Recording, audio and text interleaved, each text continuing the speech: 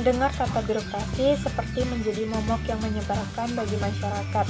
Pasalnya, banyak warga mempunyai pengalaman yang tidak mengenakan ketika berurusan dengan birokrasi di Indonesia. Berbagai usaha dan inovasi telah dilakukan untuk menciptakan model pelayanan publik yang cepat prosesnya, murah biayanya, dan mudah persyaratannya. Peningkatan kualitas pelayanan publik juga telah digunakan sebagai parameter penilaian tingkat kemajuan formasi birokrasi dan penyelenggaraan pemerintahan yang baik. Terdapat 8 area perubahan dengan hasil capaian yang berbeda-beda dari tiap areanya. Di antaranya yaitu organisasi, tata laksana, pengawasan, akuntabilitas, mindset dan kultur set aparatur, perundang-undangan, SDM aparatur, pelayanan publik. Salah satu di antaranya adalah pelayanan publik. Program peningkatan kualitas pelayanan publik bertujuan untuk meningkatkan kualitas pelayanan publik dari masing-masing instansi pemerintah sesuai dengan kebutuhan dan harapan masyarakat dalam suatu daerah. Untuk mendorong peningkatan pelayanan publik, disahkan Undang-Undang Nomor 25 Tahun 2009 tentang Pelayanan Publik. Undang-undang ini menetapkan standar pelayanan yang harus dipatuhi di setiap penyelenggaraan pelayanan publik. Upaya-upaya peningkatan pelayanan publik telah dijalankan baik dengan sumber daya domestik maupun mitra pembangunan dari luar seperti pemerintah Jerman, Amerika Serikat, Kanada, Korea, serta Australia. Seiring dengan inovasi pelayanan publik, tuntutan masyarakat akan suatu pelayanan yang prima dan berkualitas harus menanggapinya dengan inovasi pelayanan yang terus-menerus, sehingga kepuasan masyarakat semakin meningkat. Penetapan standar pelayanan harus memuat setidaknya yang pertama yaitu persyaratan prosedur pelayanan, yang kedua jangka waktu penyelesaian, yang ketiga biaya pelayanan, serta adanya jalur pengaduan bagi warga yang kurang puas sebagai masukan perbaikan kualitas pelayanan. Salah satu kunci agar pelayanan berkualitas terletak pada para petugas, di mana petugas memberikan pelayanan yang komunikatif, ramah, profesional, dan berintegritas.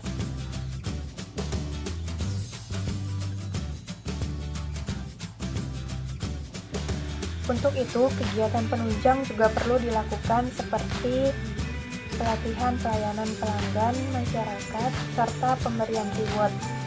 Bagi masyarakat yang ingin memberikan respon saat ini sudah banyak kepala daerah menyediakan nomor telepon khusus untuk menerima saran dan pengaduan dari masyarakat.